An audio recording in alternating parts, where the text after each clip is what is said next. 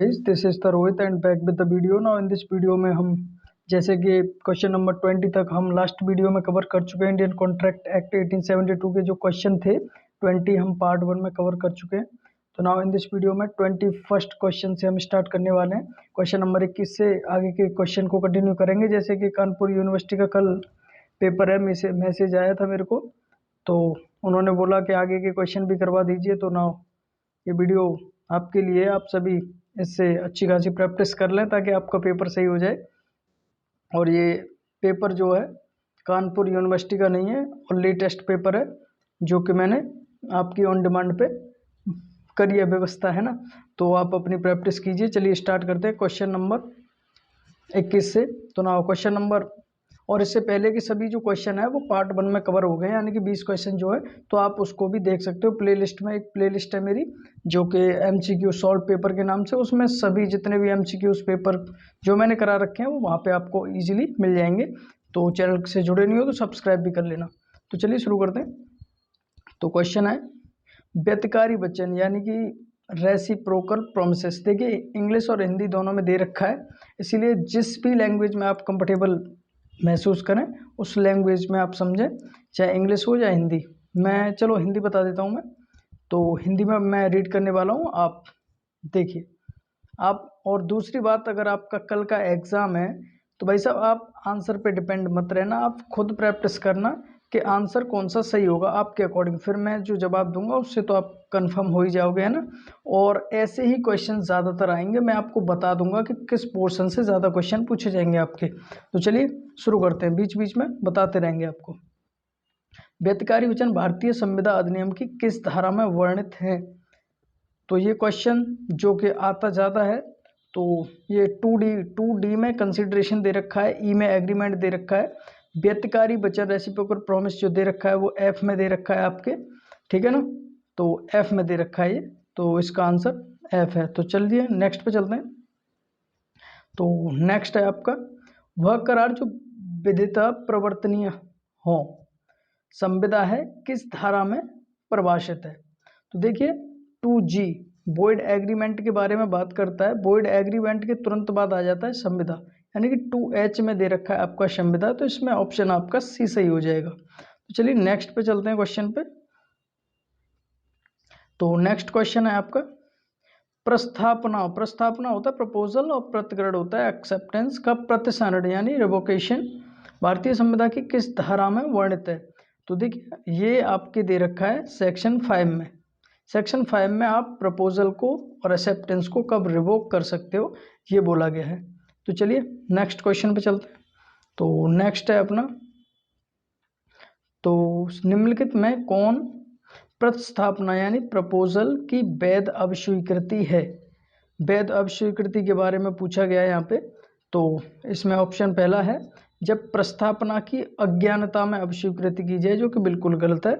और नेक्स्ट पे चलते हैं जो कि है जब अभिस्वीकृति प्रचलित और न्यायोचित रीति से की जाए, ये भी सही हो सकता है। आगे भी पढ़ते हैं। देखिए ऑप्शन आपको एक भी नहीं छोड़ना है, अगर एक भी ऑप्शन छोड़ के आपने कर दिया तो मिस्टेक हो जाएगी, वो भी बताएंगे कैसे हो जाएगी, ठीक है ना। आप बस जुड़े रहिए, आपको बताते रहेंगे, इसीलिए ऑप्शन सभी रीड करने हैं आपको पेपर में, इस चीज़ का विशेष ध्यान रहना। तो नेक्स्ट है आप, जब अभिस्वीकृति प्रस्तावक द्वारा विहित रीति से की गई हो, तो ये बिल्कुल सही है। जो प्रपोजल देता है उसी के अकॉर्डिंग आपको उसको स्वीकार करना है, ना कि अपने तरीके से। तो इसमें C बिल्कुल सही आंसर है। चलिए नेक्स्ट पे चलते हैं। तो नेक्स्ट है प्रत्येक संविदा एक करार है परंतु प्रत्येक करार संविदा नहीं है, यानी कि every contract is an agreement but every agreement is not a contract. ये कथन यानी ये जो स्टेटमेंट है वो गलत है या फिर सही है, या फिर यह कतिपय अब ये क्या है आपवादिक परिस्थितियों में है, या फिर उपरोक्त में से कोई नहीं है। तो ये जो ऑप्शन है आपका इसमें बिल्कुल सही है, यानी कि ये स्टेटमेंट जो दे रखा है, कौन सा स्टेटमेंट, प्रत्येक संविदा एक करार है परंतु प्रत्येक करार एक संविदा नहीं है, ये बिल्कुल सही है, 101% सही है। चलिए आगे चलते हैं।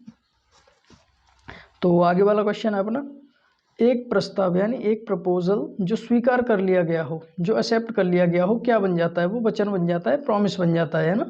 टू बी में प्रॉमिस बन जाता है वो। तो चलिए नेक्स्ट पे चलते हैं। बहुत ही ईजी है पेपर, वैसे पेपर तो बहुत ही ईजी आता है, खैर उसमें आपको ज़्यादा टेंशन लेने की ज़रूरत है नहीं। ये जो क्वेश्चन है सिमिलर ऐसे ही क्वेश्चन पूछे जाते हैं। तो चलिए नेक्स्ट क्वेश्चन है अपना, एक संविदा नहीं, एक शून्य संविदा। शून्य संविदा यानी वॉइड कॉन्ट्रैक्ट वह संविदा है जो विधि द्वारा प्रवर्तनीय नहीं है। ये भी बिल्कुल सही है, क्योंकि जो प्रवर्तनीय नहीं है वही तो वॉइड होगी।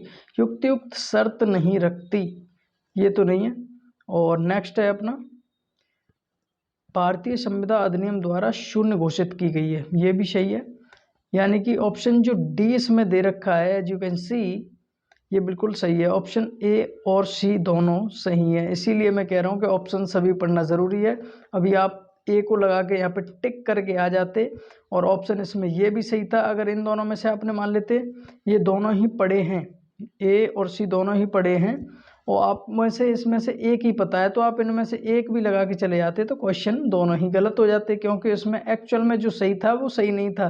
क्योंकि ये दोनों सही थे, इसीलिए ऑप्शन एक अलग से ही बन गया डी, है ना। तो इसीलिए आपको ऑप्शन सभी रीड करने हैं। तो चलिए नेक्स्ट पे चलते हैं।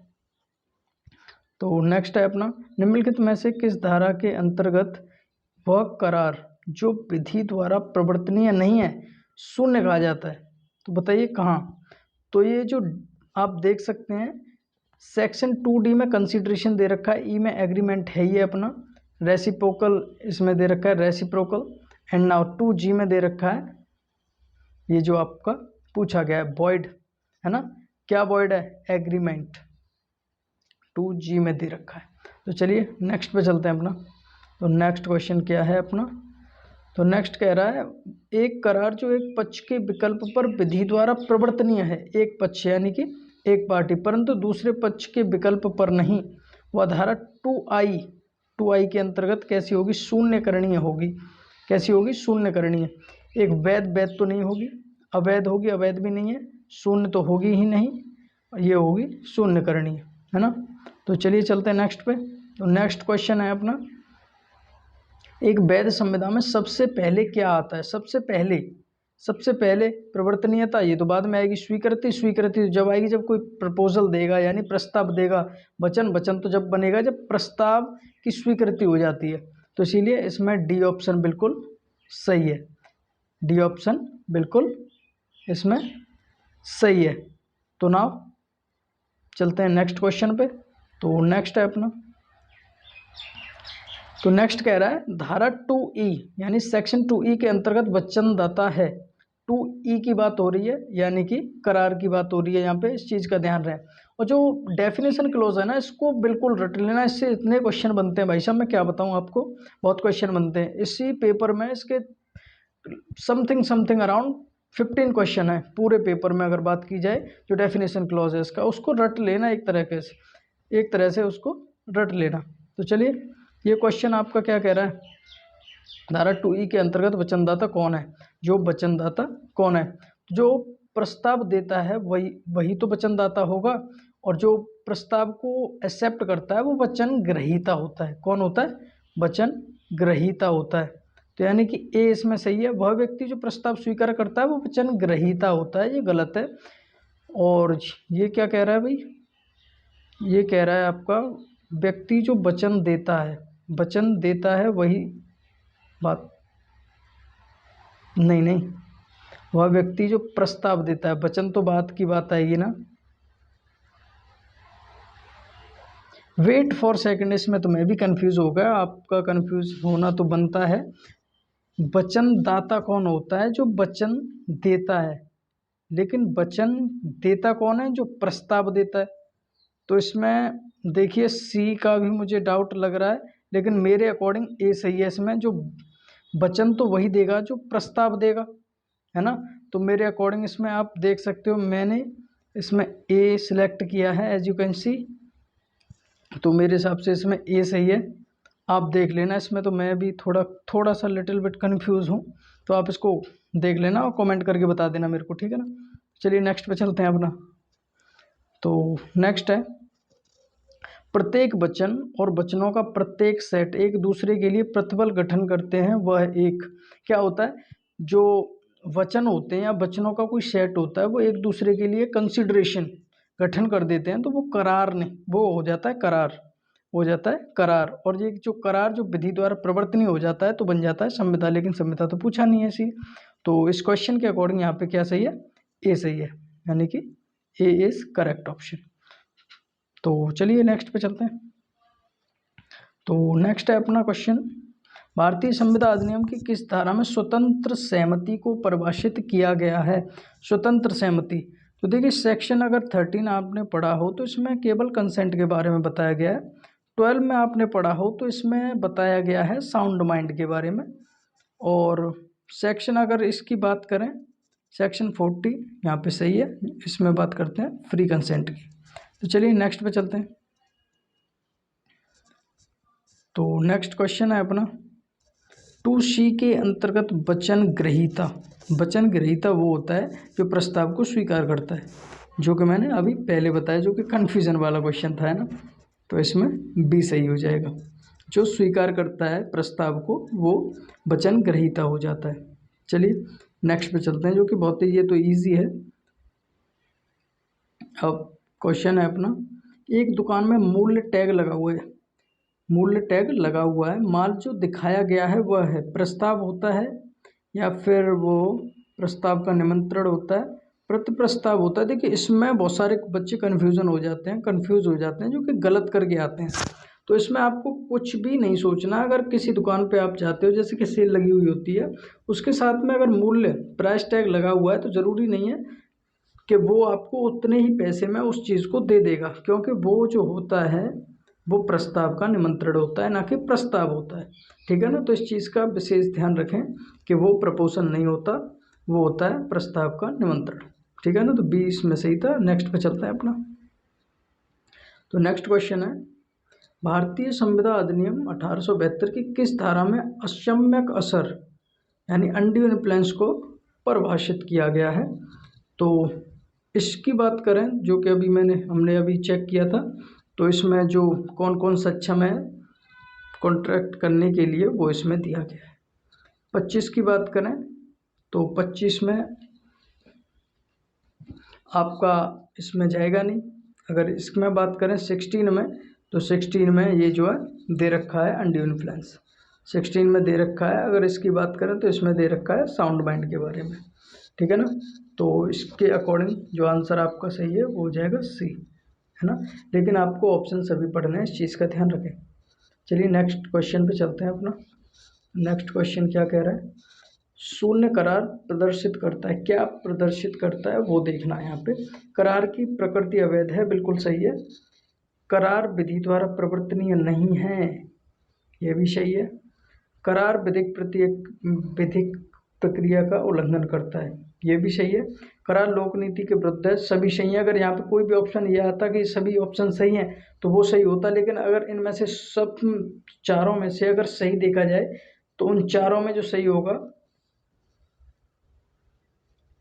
इन चारों में जो सही हो जाएगा वो हो जाएगा बी, यानी कि बी ऑप्शन इन सभी में जो है सही है। सभी ऑप्शन के मुकाबले इसमें जो है ज़्यादा पावर है। ठीक है ना। तो 20 में सही आंसर है। चलिए नेक्स्ट पे चलते हैं। नेक्स्ट क्वेश्चन अपन पढ़ेंगे। तो नेक्स्ट क्वेश्चन है, एक प्रस्ताव जब स्वीकार हो जाता है तो वह क्या बन जाता है। प्रस्ताव स्वीकार हो जाएगा तो वचन बन जाता है, यू कैन सी। 2B में देखेंगे आप तो वचन बन जाएगा, 2C में देखेंगे तो प्रोमिसी और प्रोमिसर होते हैं उसमें। ठीक है ना। 2D में कंसिडरेशन हो जाता है, ई में तो आपके करार होता है यानी एग्रीमेंट होता है, एच में संविदा हो जाती है। ठीक है ना। तो इसी क्वेश्चन के अकॉर्डिंग अगर देखा जाए तो 2B यानी A is the correct option. चलिए चलते हैं नेक्स्ट पे। तो नेक्स्ट अपन पढ़ेंगे इसको, भारतीय संविदा अधिनियम 1872 की कौन सी ये क्या कह रहा है भाई, भारतीय संविदा अधिनियम 1872 की कौन सी धारा बनाती है, बनाती नहीं बताती होना चाहिए यहाँ पे, ये जो प्रिंटिंग में मिस्टेक हो जाती है, अगर कोई दिक्कत नहीं है उससे, बताती है कि कौन से प्रतिफल तथा उद्देश्य विधिक हैं और कौन से नहीं होते, कौन से विधिक होते हैं कौन से नहीं होते। तो एज यू कैन सी अगर 12 में देखा जाए यानी सेक्शन 12 में, तो साउंड माइंड की बारे में बात करता है और ये बिल्कुल सही है। अगर 14 की बात करी जाए फ्री कंसेंट में है, और 20 की बात की जाए तो ये बात करता है जब दोनों पार्टी वो मिस्टेक में होती है, मिस्टेक ऑफ फैक्ट में होती है, ठीक है ना। तो इस क्वेश्चन के अकॉर्डिंग अगर सही देखा जाए तो B is the correct option. चलते हैं नेक्स्ट पे। और आपको ये एक बात और बता दूं मैं, जैसे कि मैंने बताया था कि मैं आपको बीच बीच में हिंट देता चलूँगा। सेक्शन वाइज यानी सेक्शन का जो पूरा आपका फंडा है ना, यानी कि इंडेक्स जो दे रखी है ना, उसको रट लेना एक तरीके से। उसको रटना इतना ज़रूरी है आपके लिए, बहुत ज़्यादा ज़रूरी है, क्योंकि उसमें से सेक्शन बेस पे बहुत सारे क्वेश्चन पूछे जाते हैं डायरेक्टली। जैसे कि अभी आप देख ही रहे हो कि कौन से सेक्शन से में क्या बोला गया है, ठीक है ना। इंडेक्स को रट लेना, रटना नहीं है, याद कर लेना है ना, याद करना कह सकते हैं। चलिए क्वेश्चन नेक्स्ट है। एक जब पक्षकार तथ्यात्मक, ये क्या कहना चाह रहा है, जब पक्षकार तथ्यात्मक मूल रूप में गलती करते हैं तो संविदा 20 के अंतर्गत हो जाता है। तो देखिए संविदा 20, अभी मैंने धारा 20 के बारे में बात करी थी, जो कि कहता है कि दोनों पक्ष जब मूल रूप में गलती करते हैं तो शून्य हो जाता है मामला, जो कि मैंने अभी आपको बताया, ठीक है ना। तो इसमें और कुछ जानने की ज़रूरत ही नहीं है। और बहुत सारे बच्चे इसमें जो करते हैं वो क्या गलती कर देते हैं, शून्यकरणीय कर देते हैं, जो कि बिल्कुल गलत हो जाता है, ठीक है ना। तो इस चीज़ का ध्यान रखना। सेक्शन 20 की बात हो रही है यहाँ पे, 20 में शून्य हो जाता है डायरेक्ट, क्योंकि दोनों पक्ष जो है गलती में होते हैं, वहाँ पे मिस्टेक ऑफ फैक्ट में होते हैं। तो इसमें बात करते हैं एक अवयस्क के साथ या उसके द्वारा की गई संविदा कैसी होती है। देखिए अवयस्क होता है 18 साल से नीचे, जिसकी अभी जो वयस्क नहीं हुआ है, जो कि अभी माइनर है, अगर उसके साथ कोई कॉन्ट्रैक्ट करता है तो वो शुरू से ही शून्य होता है, उसमें कुछ भी सोचने की आपको ज़रूरत है नहीं, यानी कि बी ऑप्शन इसमें सही है। कुछ भी सोचने की ज़रूरत नहीं है, यहाँ पे बिल्कुल शून्य होता है शुरू से ही। चलिए अब नेक्स्ट क्वेश्चन पे अपन चलते हैं। तो नेक्स्ट क्वेश्चन है, एक संविदा जो विधि द्वारा प्रवर्तनीय करने योग्य नहीं रह जाती तो वह शून्य हो जाती है, ठीक है ना। तो वह शून्य हो जाती है जब वह प्रवर्तन करने योग्य नहीं रह जाती, यानी कि ए बिल्कुल सही है। अब लेकिन मैंने क्या बोला था, पढ़ने सभी ऑप्शन है, हो सकता है आगे भी कोई सही हो। जब यह प्रवर्तन करने योग्य नहीं रह जाती उससे पहले कैसे हो जाएगी, ये बिल्कुल गलत है। ऐसी किसी शर्त पर आवश्यक नहीं है, ये भी गलत है। यानी कि अब इस सभी देखा जाए ऑप्शन को, तो ऑप्शन नंबर इसमें ए ही अपना सही है। तो चलिए चलते हैं नेक्स्ट क्वेश्चन पे। तो नेक्स्ट क्वेश्चन क्या कह रहा है अपना, नेक्स्ट क्वेश्चन है संविदा करने की क्षमता संबंधित है। क्षमता मतलब कौन कौन कर सकता है, उसके बारे में ये कहना चाह रहा है कि कौन कौन कर सकता है। तो कौन कौन क्या कर सकता है वो जानते हैं। अब इसको क्या क्या बोला गया है इसमें, तो जो बोला गया है ये क्या हो गया इसमें, मैं साइज छोटा कर रहा हूँ, ये पता नहीं क्या हो रहा है। हट जा भाई, अरे हट जा हट जा हट जा, हट गया। अभी रिकॉर्डर ये डाउनलोड किया था, मैंने कहा कैसे क्या करूँ, तो ये जुगाड़बाजी चल रही है, ये अभी मेरे को भी परफेक्टली तो नहीं आता खैर, ठीक है ना, तो इसीलिए माइंड मत करना। तो क्वेश्चन था संविदा करने की क्षमता संबंधित है पक्षकारों की आयु से, बिल्कुल होता है, ये तो बिल्कुल सही है। पक्षकारों के स्वस्थ मस्तिष्क से, ये भी सही है। आयु और स्वस्थ दोनों से, ये भी सही है। यानी विद्वता से, विद्वता तो यहाँ पे आना नहीं चाहिए, यानी कि सी ऑप्शन जो है अपना वो बिल्कुल करेक्ट है इस क्वेश्चन के अकॉर्डिंग। क्वेश्चन के अकॉर्डिंग आपको आंसर लगाना है, अपना दिमाग नहीं चलाना वहाँ पे, ठीक है ना। तो चलिए चलते हैं नेक्स्ट पे। नेक्स्ट कह रहा है एक प्रस्ताव स्वीकार किया जा सकता है स्वीकृति की सूचना द्वारा, बिल्कुल सही है। प्रस्ताव की शर्त को पूरा करने द्वारा, बिल्कुल सही है। एक पारस्परिक प्रस्ताव के लिए प्रतिफल स्वीकृति द्वारा, ये भी सही है। यानी उपरोक्त सभी प्रकार से किया जा सकता है, तो इसका डी बिल्कुल सही है, इसमें सोचने की ज़रूरत बिल्कुल नहीं है आपको, डी बिल्कुल करेक्ट ऑप्शन है आपका, ठीक है ना। तो नेक्स्ट क्वेश्चन पे अपन मूव करते हैं। तो नेक्स्ट क्वेश्चन है अपन का, जो कि है सेक्शन 13 के अंतर्गत सहमति।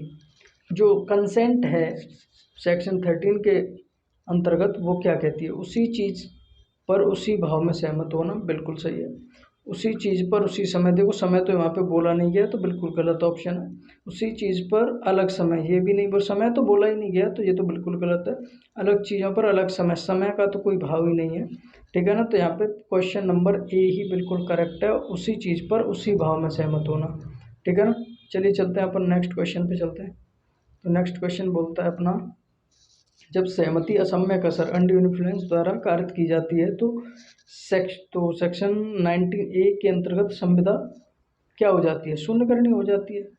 शून्यकरणीय होता है असम्यक असर यानी अनड्यू इन्फ्लुएंस द्वारा, और जिस पे अनड्यू इन्फ्लुएंस होता है वो इसको शून्य कर सकता है और चाहे शून्य नहीं भी कर सकता। इसीलिए कई बच्चे इसको शून्य करके आ जाते हैं, जो कि क्वेश्चन हो जाता है गलत। इसीलिए इसका आंसर होता है शून्यकरणीय। शून्य हो भी सकती है, जो अनड्यू इन्फ्लुएंस से जिसका किया गया है कॉन्ट्रैक्ट जिसके साथ, वो चाहे तो कर सकता है शून्य, चाहे तो नहीं कर सकता, ठीक है ना, कंटिन्यू भी कर सकता है। तो चलिए नेक्स्ट क्वेश्चन पे अपन मूव करते हैं। नेक्स्ट क्वेश्चन कहता है, जब सहमति दुर्व्यपदेशन के द्वारा कार्य की जाती है तो सेक्शन 19 के अंतर्गत संविदा क्या हो जाती है? देखिए यहाँ पे भी शून्यकरणीय होगी, बिकॉज ऑफ जिसके साथ मिसरिप्रेजेंटेशन हो जाता है, जिसके साथ मिसरिप्रेजेंटेशन किया जाता है, वो चाहे तो शून्य कर सकता है और चाहे तो नहीं कर सकता है, ठीक है ना, कंटिन्यू भी कर सकता है उस कॉन्ट्रैक्ट को। इसीलिए तो यहाँ पे सी ऑप्शन जो है अपन का बिल्कुल सही है। चलते हैं नेक्स्ट पे। तो नेक्स्ट क्या कर रहा है, नेक्स्ट क्वेश्चन है, प्रवर्तनीय करार वे होते हैं, प्रवर्तनीय यानी एनफोर्सेबल करार कौन से होते हैं? स्वतंत्र सहमति द्वारा किए गए हों, सही है। संविदा के पक्षकार करार करने के लिए सक्षम हो, ये भी सही है।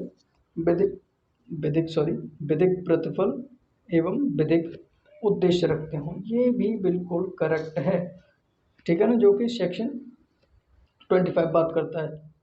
अब इसमें तीनों सही है, तो तीनों तो बिल्कुल सही होंगे नहीं, इसमें से एक ही चूज़ करना है, तो डी इसमें सही है। इसीलिए मैं कह रहा था सभी ऑप्शन पढ़ने हैं आपको, इस चीज़ का ध्यान रखना।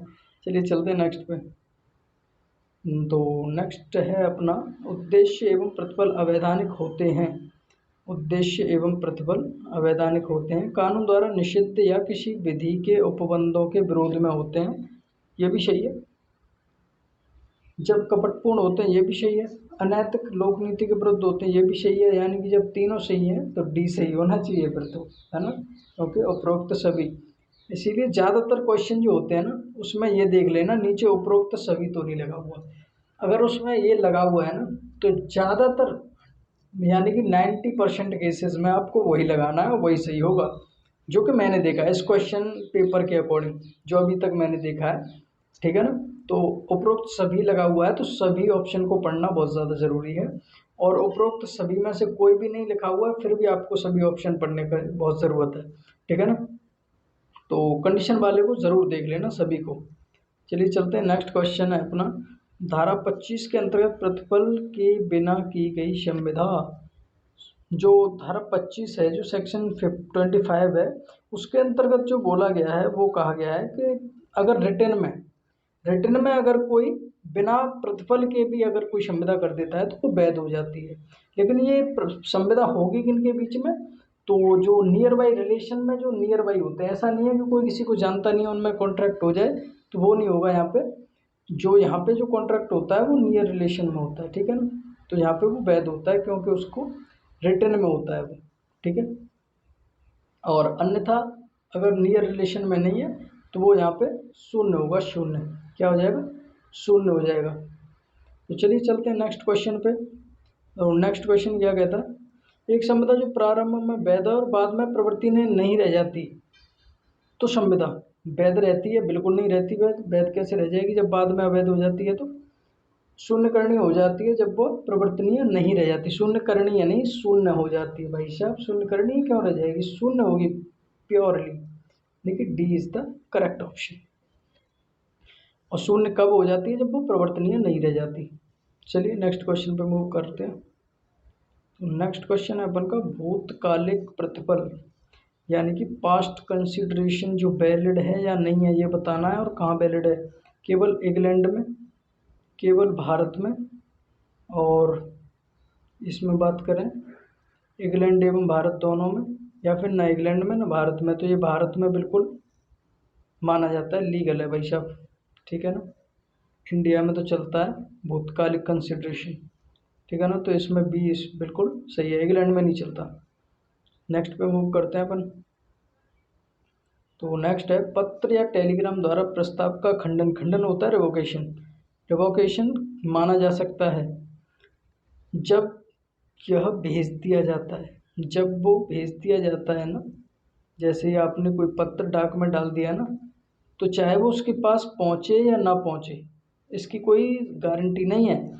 जो रिवोक कर रहा है उसको अपने एक्सेप्ट नहीं कर रहा है, वो जैसे ही उसको लेटर को डाल देगा वैसे ही वो उसको रिवोक कर देता है, ठीक है ना।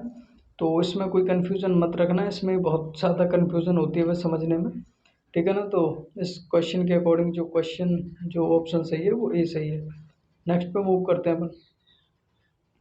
तो नेक्स्ट है सेक्शन 14 के अंतर्गत स्वतंत्र सहमति होती है यदि वह निम्न द्वारा कारित न की गई हो। प्रपीड़न द्वारा बिल्कुल सही ऑप्शन है, कपट द्वारा ये भी सही ऑप्शन है, ये भी सही ऑप्शन है, यानी कि D is the correct option for this question. तो चलिए नेक्स्ट पे चलते हैं अपन।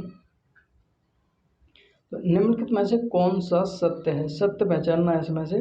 भूतकालिक प्रतिपल नहीं है, तो ये बिल्कुल गलत है। जैसे कि हमने अभी प्रीवियस क्वेश्चन में देखा था कि भूतकालिक प्रतिपल इंडिया में चलता है, तो ये सही है, ठीक है ना। लेकिन इसमें मना किया है तो ये गलत हो गया ऑप्शन। प्रतिपल भूत वर्तमान भविष्य का हो सकता है, बिल्कुल सही है, ठीक है ना, बिल्कुल सही है। प्रतिपल केवल वर्तमान हो सकता है, ये भी गलत है क्योंकि वो भूत भी हो सकता है। प्रतिपल केवल वर्तमान भविष्य होता है क्योंकि वो भूत भी हो सकता है, इसीलिए ये भी गलत है। यानी सभी को देखते हुए, इसीलिए कह रहा हूँ सभी ऑप्शन आपको पढ़ना ज़रूरी है। सभी को देखते हुए बी बिल्कुल सही है। नेक्स्ट पे चलते हैं अपन।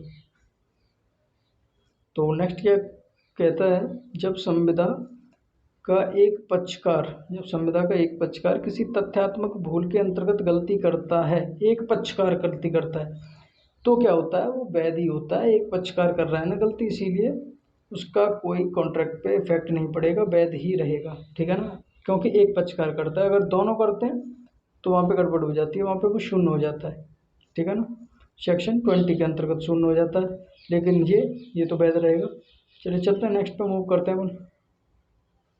सेक्शन 29 के अंतर्गत ऐसे करार जिनका अर्थ निश्चित नहीं है या जिनका अर्थ निश्चित करने योग्य नहीं है, वो क्या है? जिनका अर्थ ही निश्चित नहीं है तो वो तो शून्य होंगे ना, सिंपल सी बात है। सेक्शन 29 आप पढ़ोगे, जैसे कि अगर मान लेते हैं कोई व्यक्ति है जो कि तेल का काम करता है, कई तरह के तेल है उसके पास, कोई आके कॉन्ट्रैक्ट करता है कि मेरे को 1 कुंटल तेल चाहिए, मेरे को 1 कुंटल क्या चाहिए, तेल चाहिए।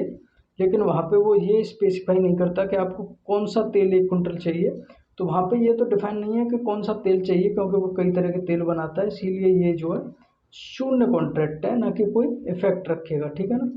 तो अपन नेक्स्ट पे चलते हैं। नेक्स्ट क्वेश्चन है, जब संविदा के लिए सहमति प्रपीड़न द्वारा यानी शासन द्वारा प्राप्त की गई हो तो सेक्शन 19 के अंतर्गत शून्य गणनीय होगी, बिल्कुल सही है, बिल्कुल सही है। यहाँ पे जो ऑप्शन होगा बी, वैध तो होगी नहीं, जो जिसके साथ में जो उसकी सहमति है सॉल्यूशन द्वारा की गई है, वो चाहे तो उसको शून्य कर सकता है, चाहे तो कंटिन्यू कर सकता है, ठीक है ना। तो यहाँ पे बी सही है। चलते हैं नेक्स्ट पे। नेक्स्ट क्वेश्चन क्या कहता है अपन का, प्रतिपल या उद्देश्य का यदि केवल एक भाग ही अवैधानिक है, धारा 24 के अंतर्गत संविदा कैसी होगी? शून्य होगी भाई साहब। अवैध का तो यहाँ पे नाम ही नहीं लेना है, वरना कॉन्ट्रैक्ट में भगा दिए जाओगे, है ना। अवैध नहीं होना चाहिए बिल्कुल भी, एक पार्ट या आधा भी पार्ट, कुछ भी पार्ट उसका अवैध नहीं होना चाहिए, वरना शून्य होता है डायरेक्टली। तो अपन यहाँ तो समझ में आ गए। चलो नेक्स्ट पे चलते हैं अपन। नेक्स्ट है, संविदा के लिए पक्षकार सक्षम नहीं माने जाते यदि उनमें से कोई एक अवयस्क होगा तो नहीं माना जाएगा, सिंपल सी बात है, कॉम्पिटेंट नहीं होगा। विक्षिप्त देखो ऐसा वर्ड है जो मैंने आज तक नहीं पढ़ा, देखा है लेकिन अर्थ समझ में नहीं आता। लेकिन यहाँ पे इंग्लिश में इसीलिए तो कहते हैं ना, इंग्लिश का तो अलग ही मसला है, इंग्लिश में देख के आप समझ सकते हो। इंसेन यानी कोई पागल व्यक्ति, इसका दिमाग काम नहीं करता है ना, इंसेन होता है वो। तो इंसेन बिल्कुल नहीं, अयोग्य घोषित किया गया हो, तो इसमें जो डी है वो बिल्कुल सही हो जाएगा। सॉरी। नेक्स्ट क्वेश्चन पे मूव करते हैं अपन। भारतीय संविदा अधिनियम 1872 की किस धारा के अंतर्गत प्रपीड़न बोले तो शोषण शब्द की परिभाषा दी गई है? तो जैसा कि अपन ने बताया था, इसमें बात करें कौन कॉन्ट्रैक्ट कर सकता है, इसमें बात करें साउंड बाइंड के बारे में बात की गई थी, और इसमें अपन बात करें तो इसमें किया गया है शोषण के बारे में। 16 में कहा गया है अनड्यू इन्फ्लुएंस के बारे में, ठीक है ना। तो यहाँ पे according to question C is the correct option. चलते हैं नेक्स्ट पे। नेक्स्ट है, एक करार वह संविदा बन जाता है जब वह इसके लिए वहाँ कुछ प्रतिफल होता है, ये बिल्कुल सही है ऑप्शन। और भी पढ़ते हैं, पक्षकार संविदा करने के लिए सक्षम हो, ये भी सही है। उनकी सहमति स्वतंत्र हो, उनका उद्देश्य विधिक हो, बिल्कुल सही है। यानी तीनों सही हैं, तीनों सही हैं, इसका मतलब डी सही है, ठीक है ना। उपरोक्त सभी आवश्यक तत्व बिल्कुल सही है। तो नेक्स्ट पे चलते हैं अपन। तो नेक्स्ट है, एक प्रस्ताव की स्वीकृति दी जानी चाहिए, कैसे दी जानी चाहिए? अभिव्यक्त के रूप से अभिव्यक्त होता है एक्सप्रेसली, यानी मुंह से डायरेक्टली बोल दो, है ना। और विविक्षित होता है जो लिखित में और बोले बिना अलग, उनके अलग तरीके से, ना तो वो बोला गया हो ना लिखित में दिया गया हो, वो होता है इम्प्लाइड। और सहमति द्वारा, ये भी सही है, यानी तीनों इसमें सही है, यानी तीनों सही है, तो डी बिल्कुल सही है, ऑप्शन डी। नेक्स्ट पे चलते हैं। तो नेक्स्ट कह रहा है, ए 10,000 रुपये बी को देने की संविदा करता है यदि बी का घर जल जाता है। बी का घर जल जाएगा तब वो देगा, ठीक है ना। जरूरी नहीं है बी का घर जल जाए, है ना। तो ये जो ऑप्शन ए है, एक पक्षी, बिल्कुल एक पक्षी संविदा है, क्योंकि अगर नहीं जलेगा तो वो क्यों देने लगे। यह एक समाश्रित संविदा है, बिल्कुल कॉन्टीजेंट कॉन्ट्रैक्ट है ये भी सही है। यानी कि इसमें अकॉर्डिंग टू क्वेश्चन सी बिल्कुल सही है, यानी ए और बी दोनों सही हैं। चलिए चलते हैं नेक्स्ट पे। नेक्स्ट कह रहा है, एक असंभव कृत्य, असंभव यानी जो हो नहीं सकता, है ना, इम्पॉसिबल है, को करने के लिए किया गया करार। करार बोले तो एग्रीमेंट, यहाँ पे संविदा नहीं बोला है, करार बोला है, ठीक है। तो जब वो हो ही नहीं सकता तो उसका अगर कोई करार कर भी ले तो उससे क्या होगा, शून्य होगा ना, सिंपल सी बात है, सिंपल, ठीक है ना। तो इसमें डी बिल्कुल सही है। नेक्स्ट पे अपन मूव करते हैं।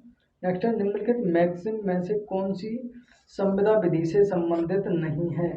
अगर बात की जाए, अगर सभी को आप पढ़ोगे 1 बाई 1 तो सब आपने पढ़ी होंगी, सभी आपने पढ़ी होंगी, सभी से आप मिले जुले होंगे। लेकिन अगर ऑप्शन डी पे अगर डायरेक्टली आप पहुंचो तो वहाँ पढ़ोगे एक्टस नन फेसिट, मेरे तो ये तो दिक्कत है, एक्टस नन फेसिट रियम निस मेंसिट रिया, यह पढ़ा होगा आपने टॉट में, ये वाला जो लैटिन मैक्सिम है ये आपने पढ़ी होगी टॉट में। तो टॉट में पढ़िए, ये कह रहा है संविधि में ही होनी चाहिए, तो ये तीनों तो संविधि में है, ये नहीं है, यानी डी यहाँ पे सही ऑप्शन है अकॉर्डिंग टू दिस क्वेश्चन। चलिए नेक्स्ट पे अपन मूव करते हैं। तो नेक्स्ट है अपन का, जहाँ पक्षकार पहले भाग में कुछ चीज़ों को करने का जो विधिक है तथा दूसरे भाग में विशिष्ट परिस्थितियों के अंतर्गत कुछ दूसरी चीज़ों को करने का जो अवैधानिक है। ध्यान देना, पहले पार्ट में विधिक हैं, दूसरे पार्ट में अवैधानिक हैं। पारस्परिक वचन देते हैं, प्रॉमिस करते हैं। पहले भाग के वचन का एक संविदा है और दूसरे भाग एक शून्य करार है। तो ये सत्य है या गलत है? बिल्कुल, पहला विधिक है तो पहला सत्य है और दूसरा अवैधानिक है तो वो शून्य होता है। तो ये जो पॉइंट है बिल्कुल सत्य है, ठीक है ना। चलिए नेक्स्ट पे चलते हैं अपन। नेक्स्ट क्वेश्चन कह रहा है, निम्नलिखित में से कौन सा वैध है? वैध आपको देखना है, यानी कि लीगल वैलिड। पूर्व स्वैच्छिक सेवाओं के लिए मुआवजा, पास्ट वॉलंटरी सर्विस, बिल्कुल सही है। कालावधि ऋण को चुकाने का वचन, ये गलत है अपना अकॉर्डिंग टू क्वेश्चन। प्राकृतिक प्यार और स्नेह में किए गए करार रिटर्न होने चाहिए, लेकिन यहाँ पे नहीं बोला गया है, तो ये भी गलत है। उपरोक्त सभी ये तो है ही गलत, यानी ये सही है। तो अपन चलते हैं अपन नेक्स्ट क्वेश्चन पे। तो नेक्स्ट कह रहा है अपना, यदि एक करार वैध भाग या अवैध भाग से मिलकर बनता है और वैध भाग अवैध भाग से अलग करने योग्य है, यानी अलग कर सकते हैं, जो इलीगल पार्ट है उसको अलग कर सकते हैं तो वो कैसा होगा, तो वो वैध होगा। वैध क्यों होगा, क्योंकि इलीगल जो पार्ट है उसको अलग कर सकते हैं अपन। अगर अलग नहीं कर सकते अपन तो वो शून्य हो जाता है, लेकिन इस क्वेश्चन के अकॉर्डिंग बी यहाँ पे सही है। चलिए नेक्स्ट पे अपन मूव करते हैं क्वेश्चन पे। तो नेक्स्ट क्वेश्चन जो कह रहा है, प्रत्येक वचन एवं वचनों का प्रत्येक सेट जो एक दूसरे के लिए प्रतिबल के रूप में है वह क्या होता है। वो भाई साहब करार होता है, जैसे कि आपने पढ़ा होगा सेक्शन 2 ई आपने पढ़ा होगा, जो कि बात करता है करार की। तो करार की डेफिनेशन में ये सब दिया गया है, every promise and every set of promises forming a consideration for each other is an agreement. ठीक है ना, तो सी यहाँ पे सही है। अब नेक्स्ट पे अपन मूव करते हैं। तो नेक्स्ट है भारतीय संविदा अधिनियम 1872 की धारा 5 बनाती, यार ये गलत कर देते हैं, बताती होना चाहिए यहाँ पे। तो ये क्या कहती है, धारा 5 प्रपोजल और एक्सेप्टेंस को रिवोक करने के बारे में बात करती है। तो अभिव्यक्ति विविच्छित वचनों का ये बिल्कुल गलत है, बी भी गलत, सी भी गलत।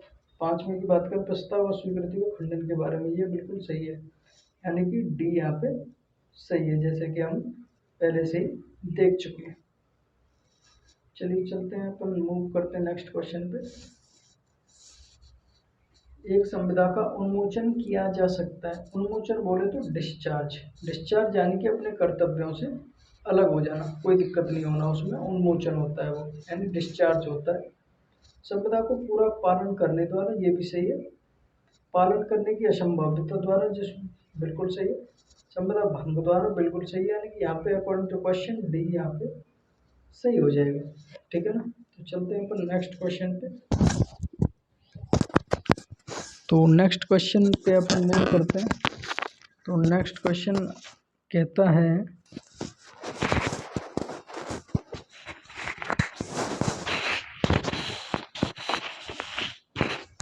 तो नेक्स्ट क्वेश्चन अपन का कहता है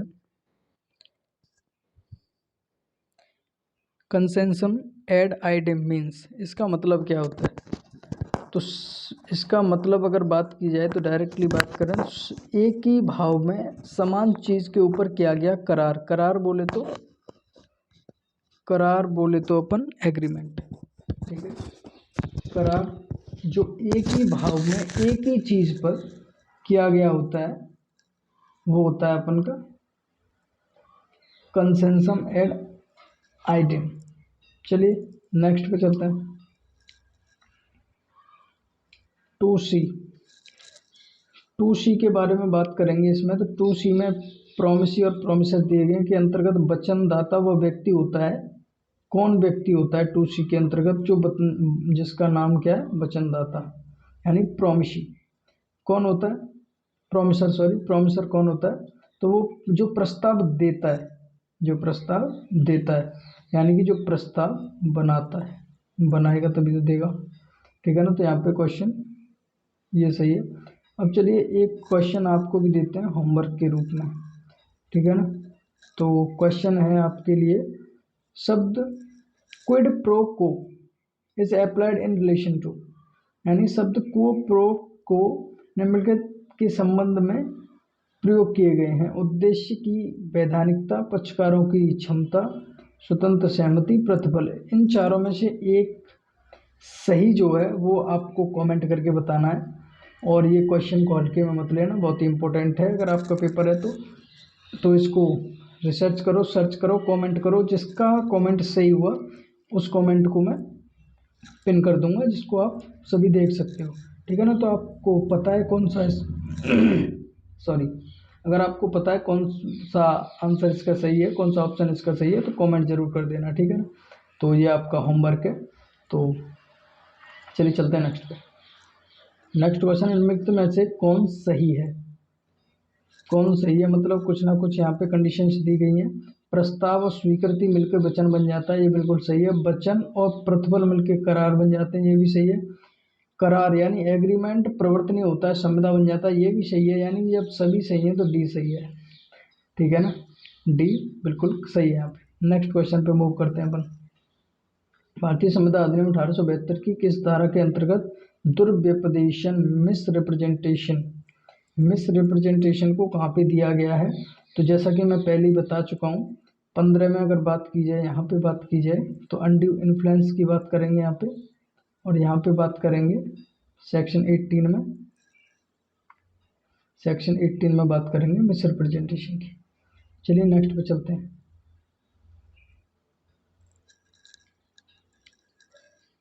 प्रस्ताव हो सकता है, प्रस्ताव कैसा हो सकता है? देखिए कभी कभी होता क्या है, बोलने में कुछ ना कुछ मिस्टेक हो जाती है, तो इसीलिए ये ज़रूरी नहीं है जो मैं बोल रहा हूँ, तो इसीलिए मैं यहाँ पे ऑप्शन पे लगाता रहता हूँ कि सही कौन सा है। इसीलिए माइंड मत करिए, हो सकता है कभी कभी कोई ना कोई, हो सकता है कुछ मैं आपको गलत किसी सेक्शन के बारे में बोल जाऊँ गलती से, लेकिन मैं इस वीडियो में उसको करेक्ट करने की कोशिश करता हूँ ताकि कुछ भी गलती ना हो। लेकिन कभी हो भी जाती है गलती से, तो उसको आप मुझे कमेंट में बता सकते हैं कि आपने वो गलत वहाँ पे बता दिया था। हो सकता है मैं उसी वीडियो में, इसी वीडियो में उसे सही भी बता दूँ, कहीं भी हो सकता है गलत हो जाता है बोलने में, है ना। उसे माइंड मत करना, कमेंट करके मुझे बता दिया करो कि वहाँ पे आपने गलत बता दिया, तो मुझे भी सीखने को मिलता है आपसे कि वहाँ पे मैं भी गलत हो गया था, ठीक है ना। तो सेक्शन बात करेंगे इस पर। तो ये कह रहे हैं प्रस्ताव हो सकता है, कैसा हो सकता है?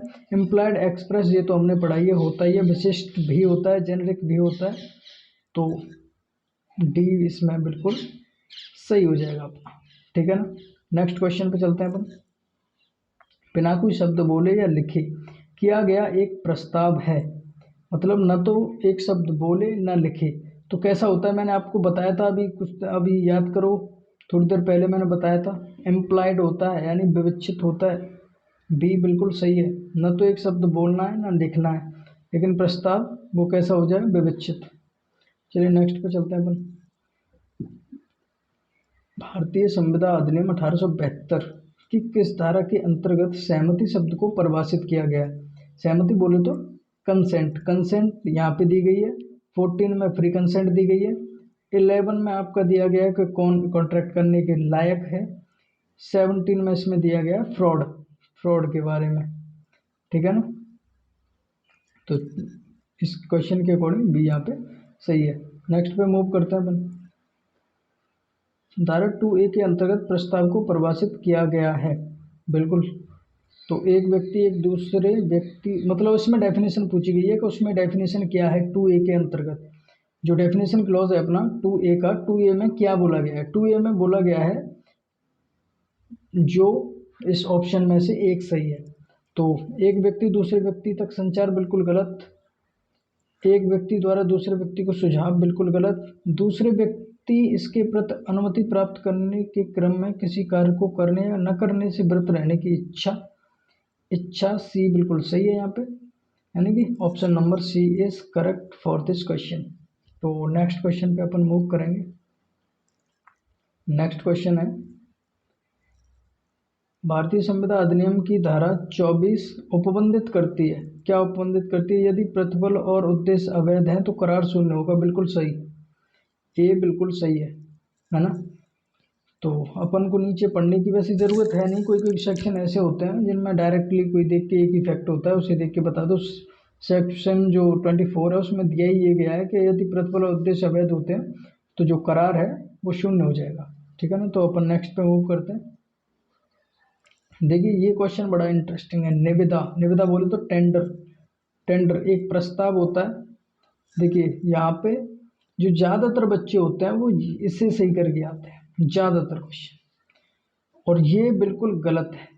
निविदा होती है वो प्रस्ताव नहीं होता है, निविदा होती है प्रस्ताव का एक आमंत्रण। जैसे मैंने अभी आपको कुछ समय पहले बताया था कि अगर कोई दुकान वाला किसी चीज़ को दुकान के बाहर प्राइस टैग के साथ रख देता है तो ज़रूरी नहीं है वो उसे आपको उतने ही पैसे में बेच दे, या फिर उसको बेचे ही बेचे, ठीक है ना, ये उसकी मर्जी की बात है। लेकिन आप उसको खरीदने के लिए आप उसको प्रपोजल दे सकते हैं कि मैं इसको खरीदना चाहता हूँ। अब ये उस पर डिपेंड करेगा कि वो इसको बेचना चाहता है या नहीं बेचना चाहता, ठीक है ना। तो ये इसमें बी बिल्कुल सही है आपका, ये गलत है आपका, इस चीज़ का ध्यान रखना। निविदा की बात हो रही है, टेंडर की बात हो रही है। कहाँ पहुँच गए हम? Sorry for this. ओहो। हम्म तो चलिए आगे अपन यहीं पे एटीएम से पैसे निकालना क्या होता है, तो ये बहुत ही अच्छा है। तो यह है मौन अनुबंध। तो मौन तो होता नहीं है ना, जो एटीएम से अगर आप पैसे निकालोगे तो कुछ टाइप भी करोगे यानी लिखोगे वहाँ पे, जो एटीएम से डायरेक्ट थोड़ी निकल आते हैं। अभिव्यक्त एक्सप्रेस होता है वो, है ना, कैसा होता है एक्सप्रेस।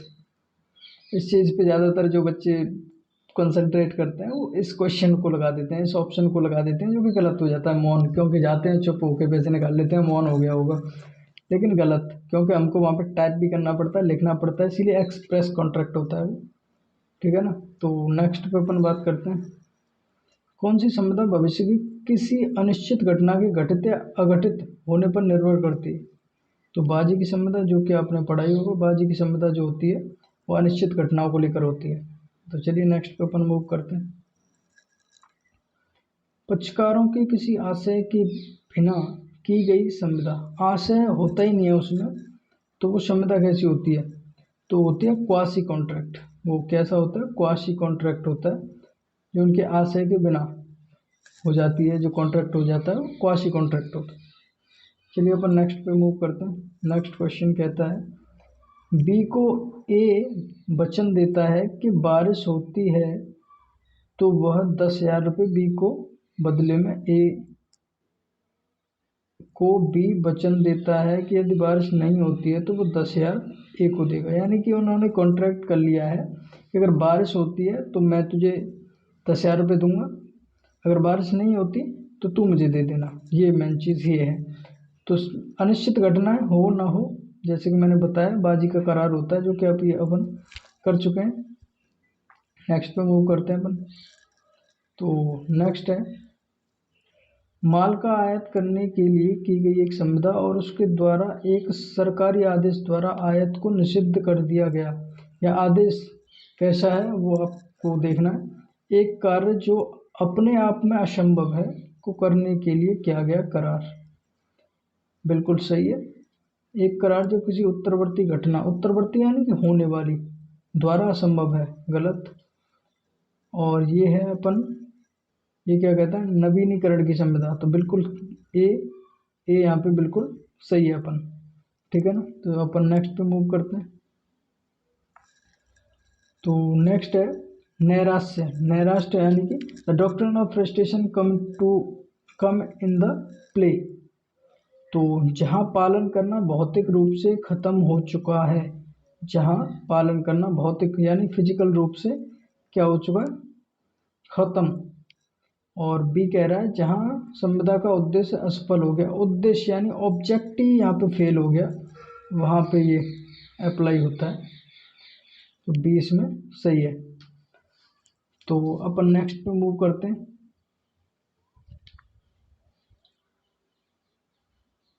तो नेक्स्ट है, निम्नलिखित में से कौन सा परिवर्तनीय है। यदि ए बी को डूबने से बचाता है और बी बाद में ए को एक इनाम देने का वचन देता है, हाँ ये भी सही है, ये भी परिवर्तनीय हो सकता है। ए को बी एक पर्स मिलता है, वो उसको दे देता है और बी ए को 50 रुपये देने का वचन देता है, ये भी हो सकता है।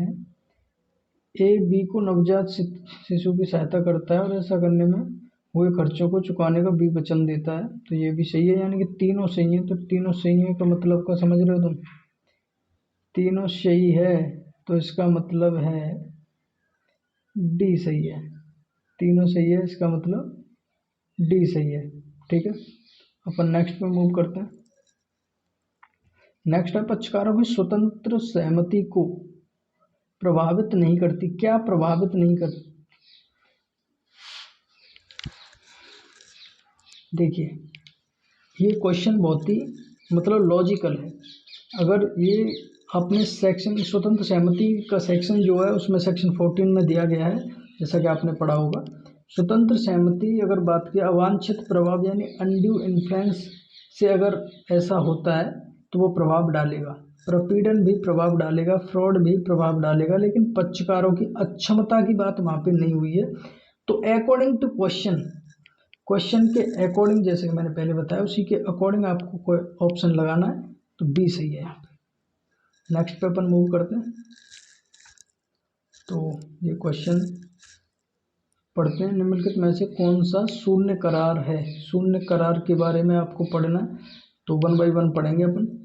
तो पहला है, अप्राकृतिक प्राण स्नेह में अपने पुत्र बी को इतने रुपए देने का वचन देता है। ए लिखित में बी को वचन देता है और रजिस्टर कराता है। ये बिल्कुल सही है, ये बिल्कुल सही है। लेकिन अभी और भी आगे भी पढ़ते हैं।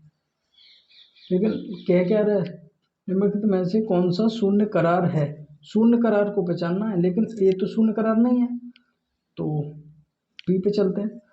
ए इतने रुपए बी से उधार लेता है।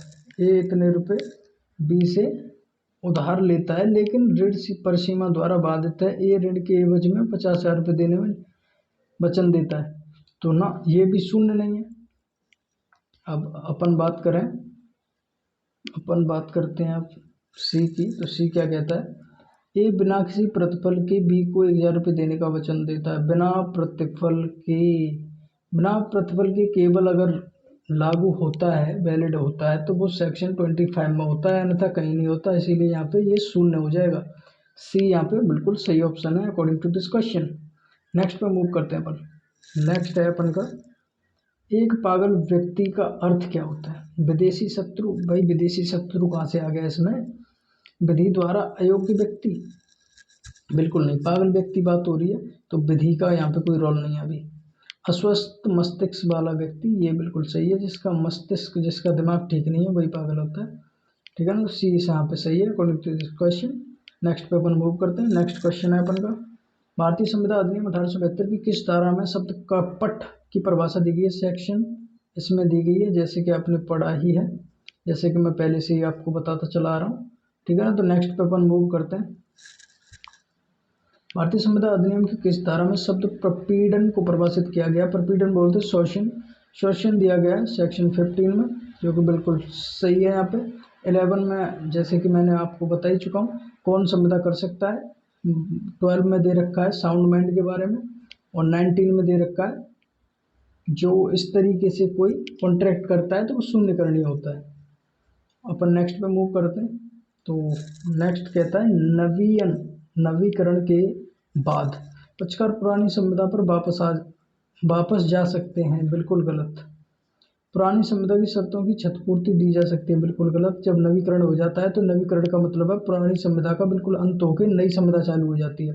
मूल संविदा से उन्मोचित हो गए हैं और उनका पालन करना आवश्यक नहीं है। सी बिल्कुल सही है, सी बिल्कुल सही है। नेक्स्ट पे अपन मूव करते हैं क्वेश्चन पे। अभी कहाँ पहुँच गए अपन? आई डोंट नो कहाँ पहुँच गए, सॉरी फॉर दिस। ये मुझे भी नहीं पता चल रहा कि कहाँ चल रहे थे। क्वेश्चन विदेशी शत्रु ये हो गया था, ये यहाँ पे भी हो गया था। अब हम बात करेंगे इसकी प्रपीड़न की। यहाँ पे हो गया था या नहीं हो गया था? हो गया था। नवीकरण पे चल रहे थे। ये क्वेश्चन अपन का हो गया था जिसमें हमारा सही ऑप्शन था सी, ठीक है ना। तो अपन अब नेक्स्ट पे बात करते हैं। तो नेक्स्ट था अपन का, तो नेक्स्ट क्वेश्चन है, एक संविदा का भंग होता है। एक संविदा भंग होती है जब संविदा का एक पक्षकार इसके अंतर्गत क्वेश्चन ऑप्शन पहला है, इसके अंतर्गत अपने दायित्वों को त्याग देता है, या फिर ऑप्शन बी है, यह असंभव बनता है कि उसके अंतर्गत अपने कर्तव्यों का पालन करना चाहिए, या फिर अगर सी पढ़ें तो सी कहता है कर्तव्यों का पालन करने में पूर्णतः या आंशिकतः रूप में असफल होता है।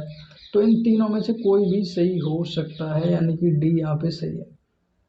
डी यहाँ पे सही है, पॉसिबिलिटी तीनों की है, ठीक है ना। तो according to this question D is correct option for this.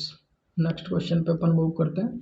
तो now next question is responsibility of finder of goods is provided in which section of the Indian contract act 1872, यानी कि भारतीय संविदा अधिनियम 1872 की किस धारा में माल पाने वाले का दायित्व बताया गया है? तो कौन से सेक्शन में बताया गया है? वो है सेक्शन 71 में, ठीक है। अपन नेक्स्ट पे मूव करते हैं। तो 99 क्वेश्चन पे पहुंच गए हैं अपन, और आपकी प्रिपरेशन हो चुकी है जानदार। तो नेक्स्ट क्वेश्चन है, भारतीय संविदा अधिनियम की किस धारा में संविदा भंग के मामले में नुकसानी दिए जाने का उपचार दिया गया है। सेक्शन 73 में अपन दिया गया है ये, ठीक है ना। तो मैंने जैसे कि बताया आपको, सेक्शन को रट लेना, इंडेक्स को रट के जाना कि कौन से सेक्शन में क्या दिया गया है, वरना पछताओगे आप, क्योंकि डायरेक्ट क्वेश्चन पूछे जा रहे हैं। आपने देख ही लिया पूरा क्वेश्चन पेपर के कैसे पूछा जाता है। लास्ट क्वेश्चन है, संविदा के विखंडन का अर्थ। संविदा के यानी कि रेसिशन ऑफ कॉन्ट्रैक्ट मीन्स क्या होता है? एक छोटा सा बदलाव, गलत शब्दों में परिवर्तन, गलत। दोनों पक्षकारों की सहमति से संविदा का रद्दीकरण, बिल्कुल रद्दीकरण हो जाता है। ये बिल्कुल सही है अपन का क्वेश्चन नंबर सी सही है, ऑप्शन नंबर सी सही है, ठीक है ना। तो सभी क्वेश्चन अपन ने कर ही लिए हैं। तो वीडियो पसंद आई हो तो लाइक ज़रूर करना, और कोई क्वेश्चन पेपर चाहिए तो कमेंट करके बताना। और आपको जो मैंने होमवर्क में दिया था, क्वेश्चन नंबर 35 दिया था आई थिंक, उसका देख लेना, ये वाला क्वेश्चन है, उसको कमेंट करके ज़रूर बता देना मेरे को। उसमें मैं आपको जो कमेंट है आपका उसको पिन कर दूंगा मैं, ठीक है ना। तो मिलते हैं नेक्स्ट वीडियो में।